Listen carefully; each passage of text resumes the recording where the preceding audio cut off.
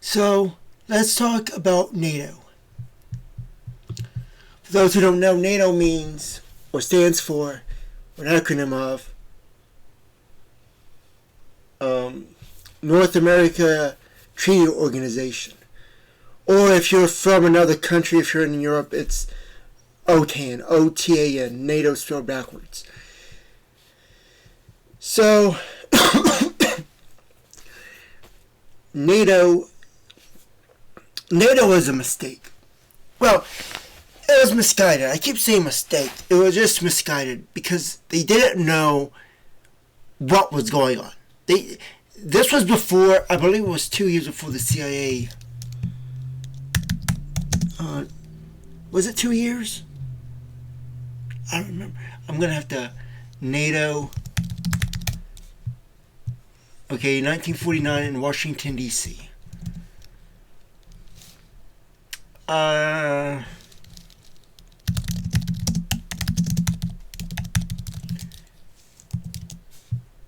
In 1947. Okay, I had it backwards. The CIA was created 2 years before NATO. So,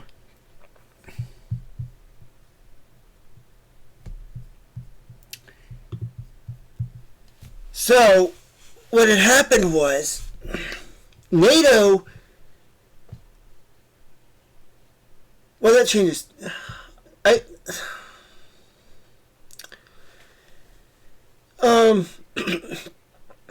NATO was, I'm trying to think if I should talk about the CIA first or NATO. So, I thought about NATO. NATO was ideologically against communism. And that was the whole thing, to be against communism, all that. I don't really get it because communism was already growing in the United States. Socialism was already in the United States since the late 1800s. And communism was just an attachment to that. So to create a ideological thing connected to that wouldn't make a lot of sense. Because you had the Black Panthers, you had, that was a communist group. And you had, they were actually the big major ones. And there was a whole story about that. But NATO was, the front story is that they were against communism and against the ideology of communism. But it wasn't about them. And it was a military operation as well. Why would you run a military operation in the United States if you're dealing with ideology? And if Europe is in it, then why is it in the United States? You see how this doesn't make sense. So, NATO would have to have been something created that it was a cover for something else. And I already mentioned in a previous video, in the Holocaust video, about how communism was actually a way to contain a person. It wasn't a target to America, but it was a person particularly. The bloodline. And NATO doesn't really fit into that. So either I'm wrong or NATO isn't really a thing. That could be true too. NATO could just be whatever people fuels it as. So when you created, I'm trying to think about where I'm going to go with this. Eventually NATO will have to be destabilized because, see, I thought about this for years. And I knew that NATO was a mistake. and everything led to it. But then when you connect the CIA before the NATO, it makes it kind of harder. The CIA also worked in Germany, but they weren't known as the CIA at the time. This was during World War II. They were founded as something else. Well, they made grenades and things like that. What was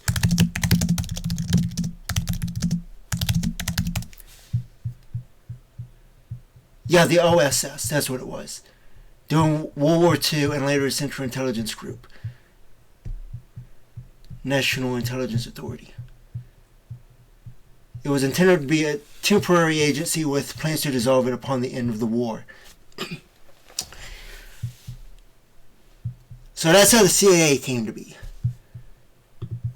And they're actually in charge of all military operations in the United States since the Cold War. They built the military. They're the ones behind the military bases. They're behind people putting in charge of the rankings and all that. And they have direct authority over the military. A lot of people don't know that, but they have direct authority. Which is interesting because the CIA is also an executive branch. It's within an executive branch. And this plays a role, like I mentioned before in one of my earlier videos, about how a CIA agent will become a president and will lead this World War III because they will actually know what's going on. So they won't save America or the United States, but they will guide it in the direction it needs to go to for global order. It's going to realign.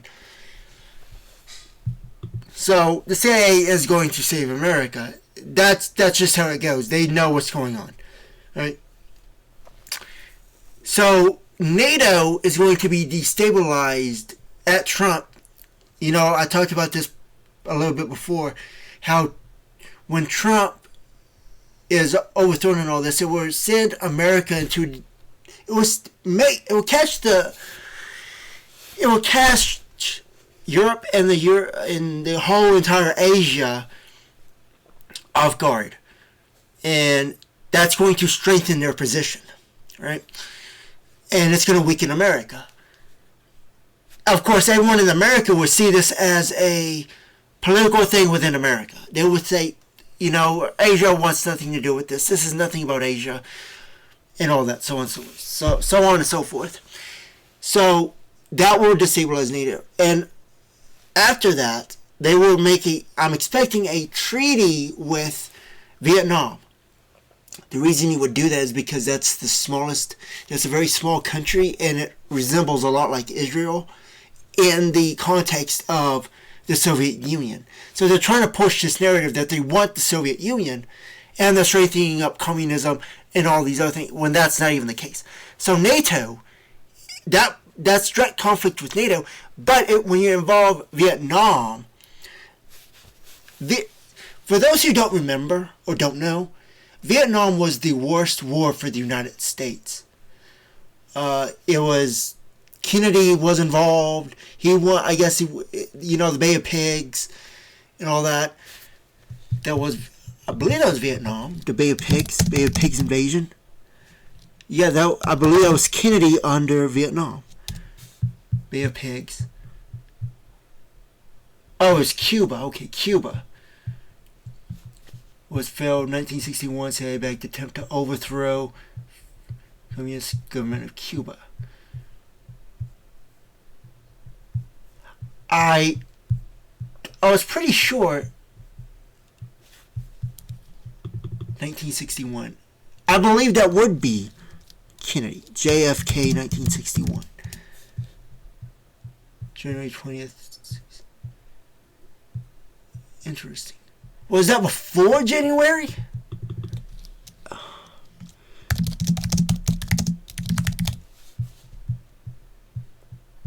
April 17th, 1961. Interesting, because I always heard that he was involved in the Bay of Pigs invasion.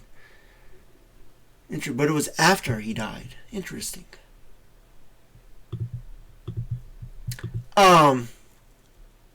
What Where was I? Oh, Vietnam. Vietnam, when they invaded Vietnam, it was the worst. It was called the Vietnam War, and it was a totally disaster for the United States. Vietnam, Laos, Cambodia, splitting the communist government of North Vietnam and its allies against South Vietnam and its key ally, the United States. A war deeply rooted in the Cold War and the U.S. policies of containment of communism. And it was a complete failure.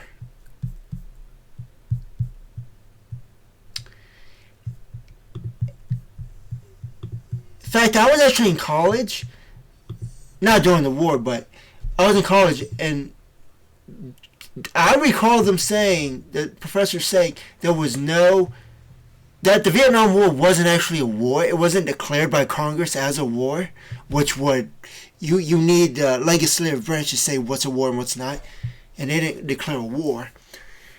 So it just kind of existed. So, despite its involvement in the domino theory, which stated that if one country fell under the influence of communism, the surrounding countries would inevitably follow.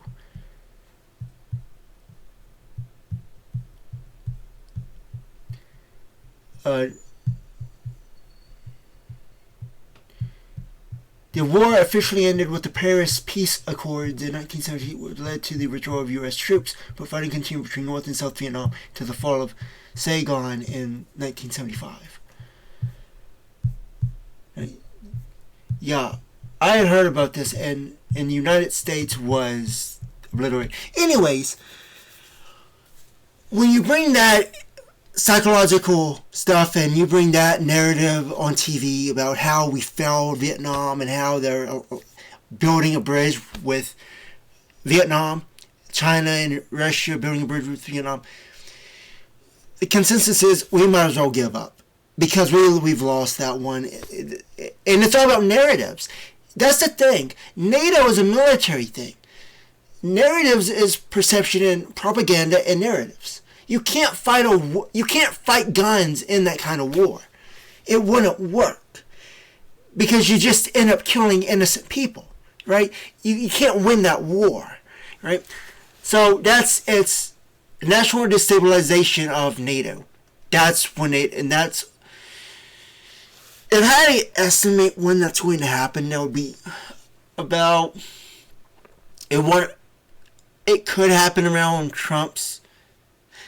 I think they would wait later for that. Then they bring in this Vietnam thing. I would think it would happen in 2028 at the end of the elections and people are unsure what's about to happen. You know, yeah, it helps. It helps Russia and their side on their benefit if this all happened, because it weakens NATO, it weakens Trump in the United States, and it shows them how blind and clueless they are in the grand scheme of things. So, in the United States, what are we going to do, right? They got us where they want us. And that's how it's supposed to be. Like I said, these are what these videos are about. It's telling you how and why this is happening. So, I'm about to run out of time. I think I've said about enough. So, I see you guys later.